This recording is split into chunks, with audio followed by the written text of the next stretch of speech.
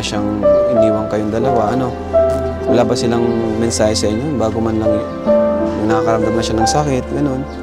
Nung medyo ramdam na niyang iiwan na kayo, wala bang huling sinabi sa inyo? Meron po. Ano sinabi sa inyo? Dito lang po kami sa bahay. Dito lang daw kayo sa bahay. Tapos, Opo, pabayaan ang pag-aaral namin. Saka, wag daw po iwan tong bahay. Yan lang. yun yung may sakit na siya. Yung sinabi niya sa inyo. Lagi lang daw po kami magtutulungan dalawang magkapatid. At kami lang daw, pag nawala daw po siya, kami lang wawan. Dito sa bahay, wala pong ibang mag-aasikaso sa amin. Yung mga sinabi niya. Nag-stay din siya sa ospital ng matagal bago siya mawala o biglaan yung pagkawala niya? Unang ospital po nung nag-isang linggo. Isang linggo. Sabay nung pangalang base na po siya na ospital, 4 na araw po. Tapos yung pagkagising po namin. Wala na. Sa ospital siya namatay. Wala ka bang huling sinabi sa kanya? Nung ilang araw bago siya mamatay, wala kang Meron kinakausap mo siya. Sabi ko po, kaya mo yun, mama, huwag ka lang. Magpakatatag ka lang po. Mga po kaming ibang daw yung magkapatid. Hirap kasi pag mama ang nawala talaga. Iba talaga kapag nanay ang nawala. Lalo na sanay sila na mama na lang yung kasama nila. Yung tipong iniwan sila ng papa nila, silang tatlo lang. Tapos, pati mama nawala. Hirap. Ikaw, Tristan, ano yung sinabi ba sa'yo si mama mo? Natatandaan mo? Wala po, nandito po ako nun. Nandito ka? Hindi po ako nakasama po ng pagsundo. Nagtatrabaho po yun nung bigla pong may ambulansya po dito na kumuha. Kaya ako lang po yung nakasama. Ano yung may papangako mo kay mama mo? Ngayong araw na to. Ano yung mensahe mo sa kanya? Sana po, kung kasama po namin sa, masaya pa po kami. Saka po, sana po, kung nandito pa po siya, makakagabayan niya po kami sa pag-aaral din po. Pero ano yung may papangako mo sa kanya? Ngayong wala siya ngayon, ngayong wala na siya, ano yung gusto mong sabihin sa kanya? Sana po, di na po siya naghihirap po. Sana nasa maayos siyang kalagayan ngayon. E di, kayong dalawa na lang magtutulungan, ano? Tama yan. Hanggang sa makapagtapos kayo ng pag-aaral. Ano bang pangarap mo, Tristan? Magpupulis po yata ako. Pulis? Parang bagay nga sa'yo yung pulis. Ikaw, ano nga to, si Christian? Tristan po. Tristan, ikaw si Christian. Ikaw, Christian, ano yung pangarap mong, maging? Maging musiman no. Seaman. Ang ganda ng mga pangarap nyo, no? Ayan. Matangkad ka pati, 16 ka pa lang, Mga 16? Masiksip. Matangkad. Oo, nagbabasketball kayo. Binigyan kayo ng? Sapatos po ni Kuya Dan. Ay, grabe si Kuya Dan.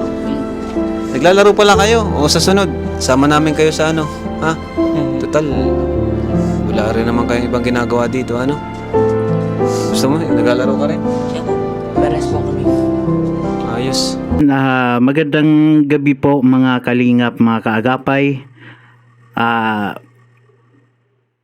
Binabati ko po muna kayo ng magandang gabi. At yun nga po, napanood nga po natin ang kwento ng dalawang batang to. Si Tristan at saka si Christian. Grabe. Nung in-edit ko pa lang ito, talagang nung pinapanood ko ito, grabe, nakakaiyak talaga. Hanggang ngayon parang masakit pa rin sa dibdib na napanood natin to. Ayan. Nung first time ko mapanood yon sa channel po ni Kalinga Prab, grabe, sa totoo lang naiyak talaga ako. Kasi ako, namatayan din ako ng tatay, pero sa na ako college na ako at saka matanda na rin ako. Kung baga, nasa 20 plus na yung edad ko nung namatay na yung papa ko. And iba rin kasi yung kakaiba talaga pag may nawala sa isa po sa ating mga magulang. Pero sa kwento naman po nila Tristan at Christian, yung tatay po nila ay buhay pa naman siguro, pero matagal na silang iniwan. Yan din yung isang masakit din isipin, na kahit alam mong buhay yung tatay mo, pero yung wala siyang may tulong sa iyo, 'di ba? Masakit din 'yun. Siguro kung nandyan hindi sila iniwan ng tatay nila, baka siguro mas tumagal pa yung buhay ng nanay nila, or baka hindi magkasakit yung nanay nila. Pero ganun talaga ang buhay. Ang minsan iba rin maglaro yung tadhana, no? 'Di ba? So yun mga kalingap, grabe sa kwento po nilang talaga, napakasakit talaga na mapanood yung ganyan, na akalain mo nung first time ko makita yung bata, yung panganay, akala ko nasa 20 plus na yung edad, pero maliit, ano pa lang siya, 15 pa lang, na minor de edad pa. So parang nagiging baka nung 12 pa ay kumakayod na yan para lang makatulong din po sa kanila, sa nanay niya, kasi siguro matagal na rin may sakit yung nanay nila, hindi lang noong last year kundi nung mga nakaraang araw pa, kasi yung mga sakit na mga diabetic, yung dun sa sa puso niya, matagal din po yan. Doon nga lang hindi nasolusyonan kaagad, hindi nagamot. Grabe, saludo ako sa mga bata kung gaano sila katatag, kung gaano nila nilalabanan ng araw-araw na nabubuhay sila, na walang tatay. Kahit nung buhay yung nanay nila, mahirap pa rin po. Pero kung baga yung isa pang tukod ng buhay mo ay nawala din, ang hirap. Tapos ganyan pa yung edad nila. Medyo kakalma pa ako, or mapapanatag ako kung umabot na sila ng 20 plus, 25, kasi kung baga sa ganyang edad po, kung baga kayang-kaya mo ng mabuhay na magtrabaho ng medyo mabibigat na. Pero yung ganyang edad, minor de edad pa, sobrang hirap.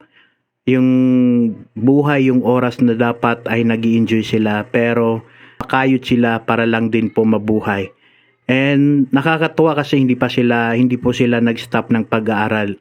And karamihan po ng mga kabataan, kahit kompleto yung pamilya, pero pag sobrang hirap na, ay tumitigil na rin, pero sila lumalaban pa rin po sila sa buhay. And kahit yung ng gabi, ayan, kinakagat din po nila para lang makakain, para din may pangbaon. And thank you kasi nabigyan sila ng pag-asa. Alam ko na nagbukas na yung opportunity para sa kanila na mabago ang kanilang buhay, dahil nga po nakilala po sila ni Kalinga Prab, nakita sila ni Kalinga Prab. At marami po sa mga comment section ang gustong tumulong po sa kanila, ang nabasa ko. And alam ko may susuporta po sa kanila, at kahit naman po walang sumuporta, alam ko hindi po sila papabayaan ni Kalinga Prab. At maganda rin po na yung offer po ni Kalinga Prab na minsan ay sumama sila kay Kalinga Prab ka mag-basketball. Malay natin maging K-boys din po sila, no? O mas okay pa sa akin yon na maging K-boys sila. Agree ba kayo dyan mga kalingap na maging K-boys po sila? Kasi ako, mas maganda rin po yon, kung baga hindi masyadong mabigat na trabaho yung maging isang K-boys, di ba? At the same time, mabibigyan pa sila ng chance na mapagtapos ng pag-aaral, or mabigyan pa sila ng scholar. At nakikita ko naman po sa mga bata na mababait po sila at mapagmahal sa kanilang nanay. Kasi bihira lang po sa isang lalaki ang maiyak.